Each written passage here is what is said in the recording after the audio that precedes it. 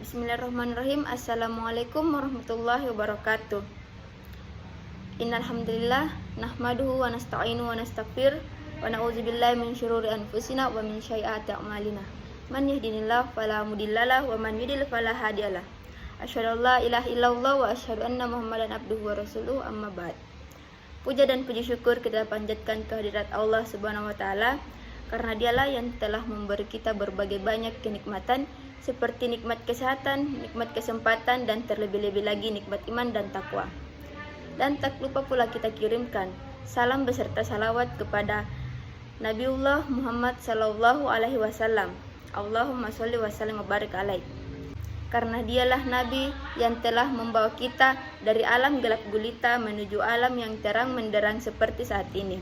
Baiklah, perkenalkan, nama saya Makfiratul Jannah dari kelas HR 19D atas NIM 1057211111219. Baiklah, di sini saya akan memaparkan beberapa materi guna mengerjakan tugas final dari Ibu Gita. Baiklah, langsung saja saya akan mempresentasikan materinya. Yang pertama, orientasi perilaku organisasi dan penjabaran teori motivasi dan bagaimana peran teori psikoanalisis dan teori pemenuhan dalam perusahaan. Nah, yang pertama, orientasi situasi perilaku organisasi. Perilaku organisasi merupakan interaksi manusia dalam organisasi, meliputi studi secara sistematis tentang perilaku, struktur dan proses dalam organisasi. Organisasi diciptakan oleh manusia untuk mencapai suatu tujuan dan pada saat yang sama, manusia juga membutuhkan organisasi untuk mengembangkan dirinya. Oleh sebab itu, di antara organisasi dengan manusia memiliki hubungan yang saling membutuhkan dan menguntungkan. Mempelajari perilaku keorganisasian sifatnya agak abstrak, tidak menghasilkan prinsip-prinsip yang sederhana, tetapi seringkali menemui prinsip-prinsip yang kompleks, di mana penjelasan atau analisanya bersifat situasional dalam perilaku keorganisasian. Tidak ada prinsip yang berlaku umum yang dapat diterapkan pada semua situasi. Selanjutnya yaitu penjabaran teori motivasi. Tentunya setiap orang memiliki motivasi tersendiri saat melakukan sesuatu pekerjaan. Motivasi adalah proses-proses psikologi yang dapat menyebabkan adanya stimulasi, kegigihan, serta arahan terhadap kegiatan yang dilakukan seseorang dengan sukarela pada suatu tujuan tertentu. Banyak sekali teori-teori yang membahas mengenai motivasi, antara lain yang pertama yaitu teori motivasi Harvard. Teori ini menjelaskan bagaimana seorang manajer bisa mengendalikan faktor-faktor ini, menjelaskan bagaimana yang dapat memberikan kepuasan kerja ataupun tidak berdasarkan penelitian yang ada. Dua kelompok faktor tersebut dapat mempengaruhi individu dalam organisasi, yaitu motivasi. Yang kedua yaitu teori hierarki Maslow. Teori ini dikemukakan oleh Abraham Maslow, seorang psikologi pada tahun 1943. Teori ini mengungkapkan jika lima kebutuhan manusia tersebut berdasarkan hierarkinya, dimulai dari kebutuhan yang sangat mendasar hingga mencapai kebutuhan yang paling tinggi. Selanjutnya yaitu peran teori psikoanalisis. Teori psikoanalisis adalah salah satu teori yang membahas tentang hakikat dan perkembangan bentuk kepribadian yang dimiliki oleh manusia. Unsur utama dalam teori ini adalah motivasi, emosi, dan aspek kepribadian lainnya.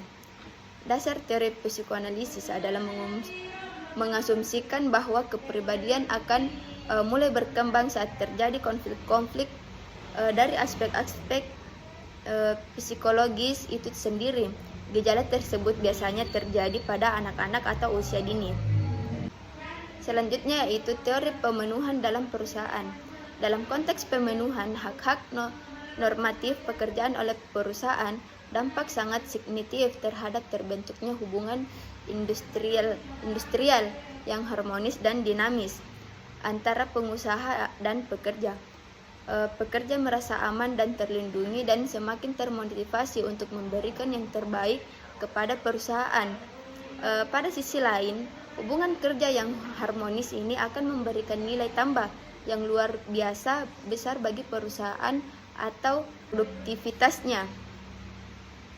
Perusahaan akan meningkat dan ini bermakna secara finansial keuntungan atau laba perusahaan akan meningkat.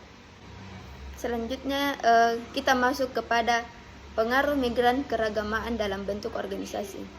Sebagaimana kita ketahui bahwa perilaku organisasi merupakan suatu disiplin ilmu yang mempelajari tentang perilaku tingkat individu atau bisa disebut kelompok dalam suatu organisasi dalam bentuk serta dampaknya terhadap kinerja.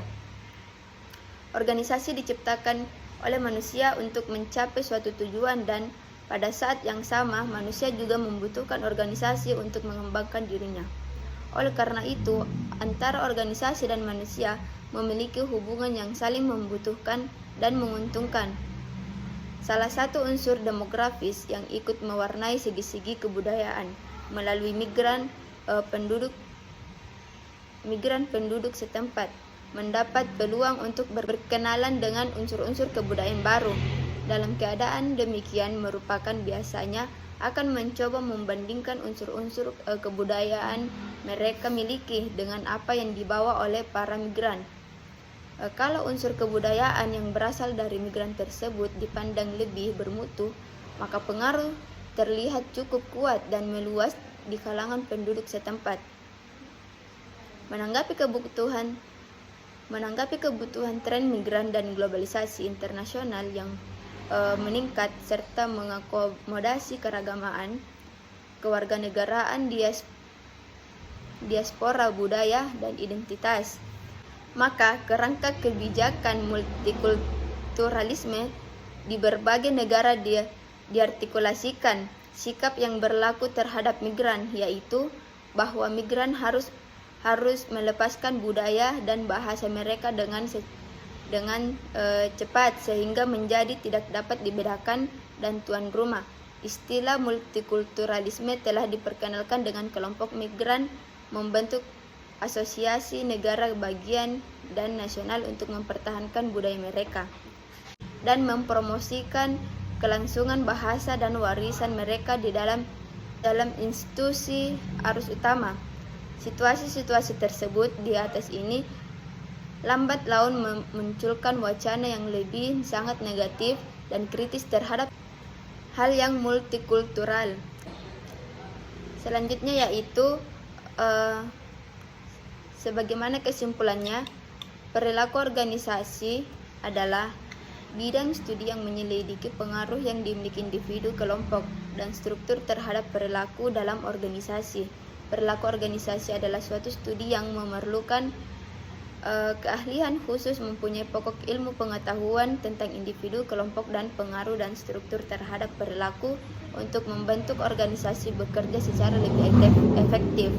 Penguasaan ilmu pengetahuan dan teknologi bagi setiap individu dalam organisasi menjadi tantangan dan peluang perilaku organisasi. Sebagai ilmu terapan, perilaku organisasi didukung oleh berbagai disiplin ilmu seperti psikologi, sosiologi, antropologi, dan ilmu lainnya. Baiklah, jadi saran kami, kita sebagai mahasiswa harus mampu mengubah suatu perubahan yang mempunyai dampak negatif dan mengubah dengan bertujuan untuk memperluas jangkauan organisasi, meningkatkan struktural organisasi, serta memperbesar organisasi untuk bertahan di tengah perkembangan zaman. Dan dengan lebih lanjutnya, pendidikan merupakan salah satu aspek kehidupan yang berada dalam arus perubahan yang cepat dan ikut terkena dampak perkembangan zaman. Tentunya pendidikan tinggi menyambut perubahan era ini dengan strategi kompetensi handal, terutama pengajaran online atau dalam jaringan atau bisa disebut daring, itu memiliki daya jangkau luas yang memiliki batas-batas fisik, kampus, dan negara. Sudah banyak perguruan tinggi terkemuka di dunia yang memberikan mata kuliah dengan memanfaatkan teknologi internet tersebut. Baiklah, mungkin hanya itu yang dapat saya paparkan untuk mata kuliah ini. Kurang lebihnya mohon dimaafkan karena saya masih dalam proses pembelajaran. Wabillahi taufiq wal hidayah. Wassalamualaikum warahmatullahi wabarakatuh.